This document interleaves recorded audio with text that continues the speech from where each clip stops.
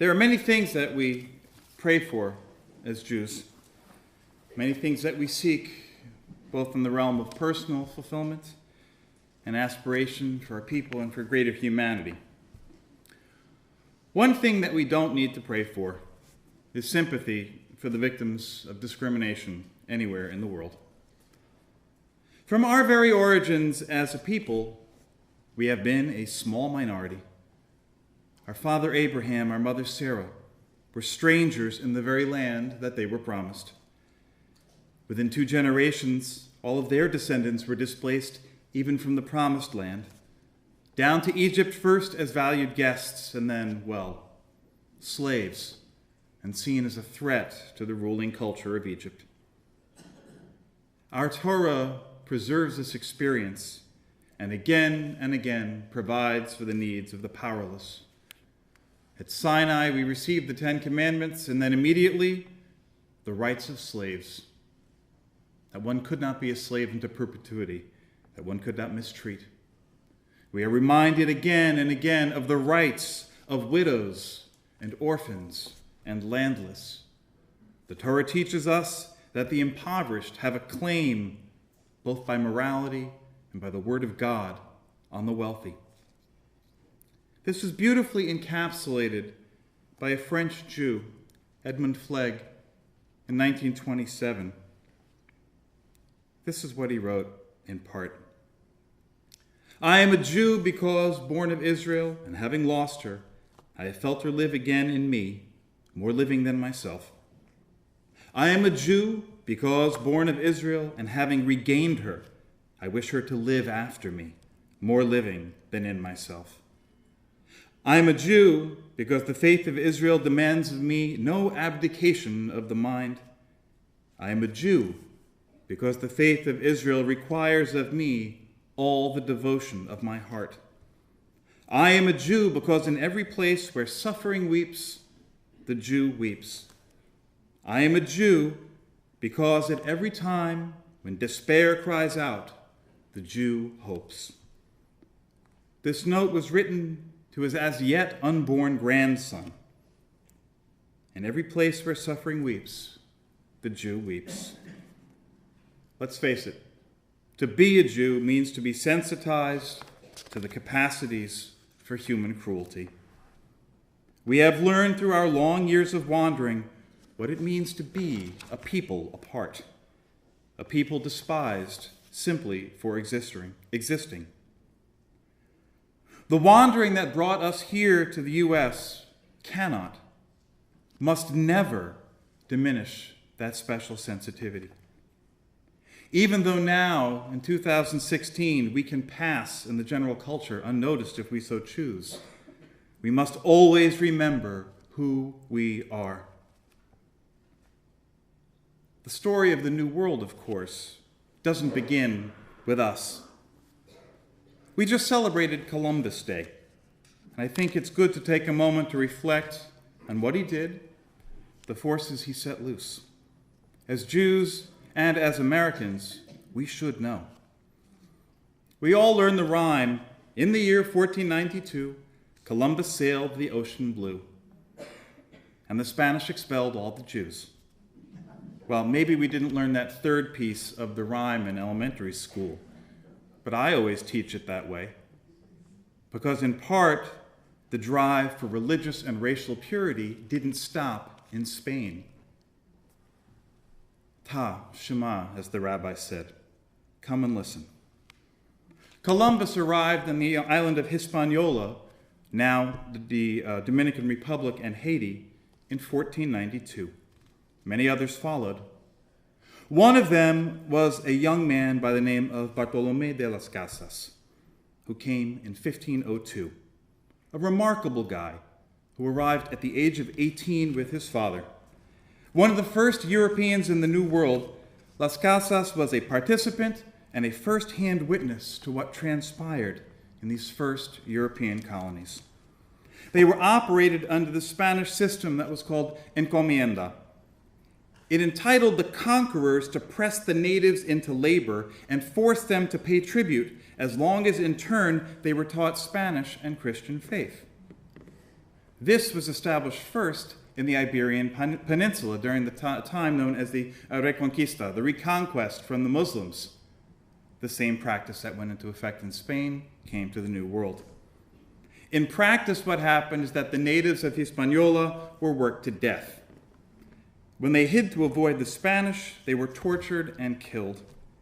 Young Las Casas took vows as a priest in 1510 and was in fact part of this period of initial conquest and enslavement himself.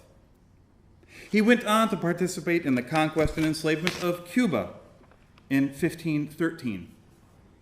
He wrote back to Europe recommending the importation of African slaves, as the natives were inadequate to the task and were dying out too quickly within 20 years of Columbus landing in America. It's staggering when we look at it now. Las Casas, who witnessed this Cuban conquest, had a change of heart. The untold cruelty caused him to oppose the encomienda as a system, and by 1515 he had given up all of his own slaves. 1522 he had become a Dominican brother and was sent on missionary work, determined to spread his faith with peace, not with violence. He spent the last 50 years of his life opposing slavery. He wrote an incredible account in 1542 of his own experiences. It's called A Brief Account of the Devastation of the Indies. It's a short work. It should be required reading for everyone. Listen to what he says. The Spaniards have behaved in no other way during the past 40 years down to the present time, for they are still acting like ravening beasts, killing, terrorizing, afflicting, torturing, and destroying the native peoples. Doing all this with the strangest and most varied new methods of cruelty never seen or heard of before, and to such a degree that this island of Hispaniola, once so populous, having a population that I estimated to be more than 3 million, now has a population of barely 200 persons. When the natives saw their hopeless situation and began to resist and hide, this is what Las Casas describes as the Spanish reaction. They attacked the towns and spared neither the children, nor the aged, nor pregnant women, nor women in childbed, not only stabbing them and dismembering them, but cutting them to pieces as if dealing with sheep in the slaughterhouse. They laid bets as to who with one stroke of the sword could split a man in two, or cut off his head, or spill out his entrails with a single stroke of the pike. They took infants from their mothers' breasts, snatching them by the legs and pitching them headfirst against crags, or snatched them by the arms and threw them into rivers, roaring with laughter, and saying as the babies fell into the water, "Boil there, you offspring of the devil." Other infants they put to the sword along with their mothers and anyone else who happened to be nearby. They made some low, wide gallows on which the hanged victims' feet almost touched the ground, stringing up their victims in lots of 13 in memory of our Redeemer and his 12 apostles, then set burning wood at their feet and thus burned them alive. I say not these things only to distress, but to make a point. By the time the British arrived in the New World, more than a century later, the historical wheels were already in motion. Attitudes were set, the institutions of slavery and cruelty had already been assumed into the national identity of the New World. And let's face it, our own nation was founded with something of a Faustian bargain. The acceptance of slavery, even with the provision to stop importation, was just such a thing. It's what we came to call our peculiar institution. Decisions so profound, so affected by evil, they had to be redeemed by the greatest spilling of blood our nation has ever known, the Civil War. Of course, the struggle didn't end there. It took another 100 years for those of African descent to reach equality under the law in America. And still today, we are not done. And as Jews, we should be proud for our pioneering work in civil rights. But still, we have to deal with discrimination in employment, in bank loans, and how children are treated with school expulsions, and yes, how American citizens are treated by the police. Black Lives Matter is a real hot potato right now. We have a national issue with distrust between African Americans and our police. It's an issue that has been brewing for a long time and often under the radar. Those of us who are fortunate to live here on the Cape happen to have excellent community police. For those of us who have lived in many other parts of the country, I can tell you it's not the same everywhere. The advent of social media and the smartphone means that we now have pictures and videos that we didn't have before. From shoppers in Walmart to 12-year-olds with toy guns, we have seen a lot that we didn't see before. Our previous reflexive backing of the police has now been called into question. Now confronted with video of police shootings of unarmed suspects, what are we supposed to say? Surely we remember Rodney King. When African Americans tell us that America still vents its anger and cruelty on black bodies, we cannot turn a deaf ear. As Flegg said, I am a Jew because in every place where suffering weeps, the Jew weeps. This is actually happening. And given our larger history, right back to Christopher Columbus, it makes sense.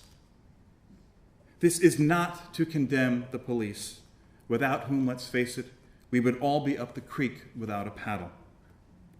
I think it's more so to remind ourselves that our patrolmen in uniform are just like the rest of us, as wonderful and as flawed, trying to do their best, but part of the same society with the same underlying assumptions. The phenomenon of black people being the targets of disproportional violence is really indisputable. And as Jews, we should be most concerned and vocal. So Black Lives Matter is a response to a very real phenomenon. But should we, as Reformed Jews, unquestionably align ourselves with Black Lives Matter? You know, a year ago, it was a lot easier to answer. As a movement determined to reducing police violence, it was really hard to argue with those goals. They're clear, they were consistent, and they were right in line with our own Jewish values. The demands for body cameras on police officers are well-founded. In fact, a study just came out from Professor Barak Ariel, I think he might be Israeli, at the University of Cambridge. He and several colleagues studied 7 police departments in the UK and in America. And they found, this is with 2,000 police officers, when they found that when body cameras went on the police, there was a 93% reduction in complaints regarding police use of force. The observer effect is what they call it. When people know they're being watched, both the suspects and the police behave to a higher standard. But on the way to becoming a larger movement, I find myself disenchanted with Black Lives Matter. Why? They have embraced the doctrine of what is known as intersectionality, the belief that to oppose any form of oppression anywhere, one must oppose all oppression everywhere. It's a form of ideological purity. Differences of opinion about unrelated issues and what constitutes oppression, well, that doesn't matter. For instance, if I'm not on board with condemning the Chinese occupation of Tibet, then I can't be a legitimate advocate for Black Lives Matter. That's how this thinking works. Of course, it wasn't the Chinese occupation of Tibet that got me so upset in this case. It was their attitude towards Israel. Black Lives Matter is now part of a larger movement called the Movement for Black Lives, an umbrella organization that has issued a comprehensive platform of positions and recommended actions. You can read it online. As of this summer, it is officially aligned with the Palestinian campaign for the boycott, divestment, and sanctions against Israel. And they have advocated for an outright end to U.S. military aid to Israel. These are the words that are used, and I quote, The U.S. justifies and advances the global war on terror via its alliance with Israel and is complicit in the genocide taking place against the Palestinian people. Later on, it states unequivocally, Israel is an apartheid state. If this is the language and the alliance required, how are we supposed to balance our sympathy and moral outrage for those here with our sense of self-determination and our love for Israel? First, calling Israel apartheid and accusing it of genocide feeds into the worst of the anti-Semitic tropes directed against it. Apartheid, as many people sitting here tonight can tell you, is a term that actually means something. Those who've lived under it know full well. It established a different class of citizenship for South Africa's black citizens, creating by law a permanent underclass, denying those people the right to organize or vote or even live alongside white citizens. Using the term against Israel is a roundabout way of equating Israel, a homeland for the Jews, with an outside European interloper, a colonial power oppressing the natives. The narrative only works if Jews are the white people and the Palestinians are the black people. Neither proposition is true. It's part of the larger narrative that the Palestinians have put forward to deny a Jewish historical connection to Israel and our continuous Jewish presence in that land. It denies that 1/5 of Israel's fully equal citizens are Palestinian Arabs. Are those Palestinian Arabs living in a perfect society? No, they are not. Are they perfectly equal in every way in Israeli society? No, but not because of law. Israel has the same issues that America does. But I can tell you this: Israel's Palestinian Arab citizens are free to practice their religion or not practice their religion. They are free to express their sexuality without fear of being executed. They are free to associate. They are free to form their own political parties, and in fact have a large bloc in the Knesset today. They are free to pursue their own education, and the Israeli government even provides Arabic language schools for them. It goes on and on. Ladies and gentlemen, this is not apartheid. Second, accusing Israel of genocide is an attempt to tear away at its very foundation. Genocide was a term created to describe the murder of the Jews of Europe. We know what it means, and we also know it is patently false when applied to the Palestinians. According to all estimates, the Palestinian population is among the fastest growing in the world, and in fact has doubled since the year 2000. That's counting only those living in the West Bank and Gaza, not those who are in other countries. Doubled in the last 16 years. Genocide? The only reason to make the claim is a bold and lying attempt to equate Israelis and Nazis. The line of attack is quite plain. Israelis are the European interlopers who are decimating the native population through oppressive laws and Nazi tactics, so therefore the only reasonable response is a full boycott. It's preposterous, yet people listen to it.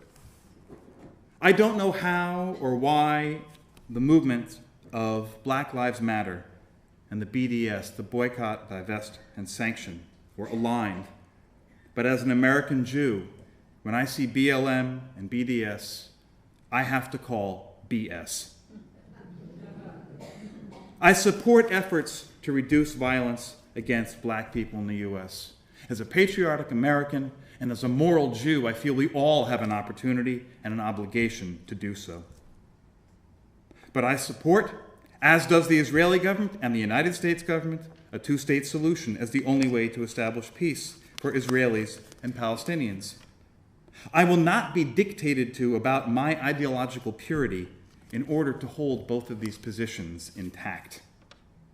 I will not have anybody tell me that I have to deny who I am and what I hold dear in order to stand for justice.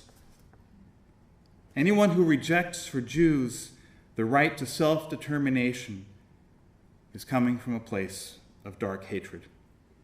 We understand that kind of hatred all too well, and we condemn it. We condemn it when it is expressed against others and when it is expressed against us. We cannot let it pass. We need to resist oppression. We should speak out against unjustified and excessive police violence whenever it happens, but we also need to speak out for ourselves and tell the truth. We're not Europeans. Many of us came from there or have families that came from there, but we know the difference. We're not Europeans, and neither are the Israelis. Let's face it, we came here and we went there precisely because we were not European. And until the great Aliyah from the former Soviet Union in the 1990s, the majority of Israelis were in fact Sephardi and Mizrahi. The truth, for those who care to hear it, is that within 10 years of Israel's founding in 1948, Jews from Rabat and Casablanca, Tunis, Alexandria, Cairo, Sanaa, Baghdad, Tehran were beaten, robbed, utterly dispossessed, and ejected from their homes, the homes that many of them had known for 2,000 years. They disappeared in the blink of an eye. Israel opened its arms to all of them. No stand for social justice, as correct as it is, can demand that we forget our history and our people, or minimize Israel's all too real security needs. Listen to this. I see Israel, and never mind saying it, as one of the great outposts of democracy in the world and a marvelous example of what can be done, how desert land can almost be transformed into an oasis of brotherhood and democracy. Peace for Israel means security, and that security must be a reality. Who said that? The Reverend Dr. Martin Luther King Jr., 10 days before he was murdered. Those anti-Zionist Jews who have aligned themselves with BDS embrace a logical fallacy. Basically, they can say they don't need Israel now that Israel exists. In other words, now that there's a national entity that guarantees the safety of Jews worldwide, they don't have to worry about their safety, so they don't need Israel. I cannot condone those who deny themselves or their very existence. If BLM continues to insist on BDS, I encourage you to join me in calling BS.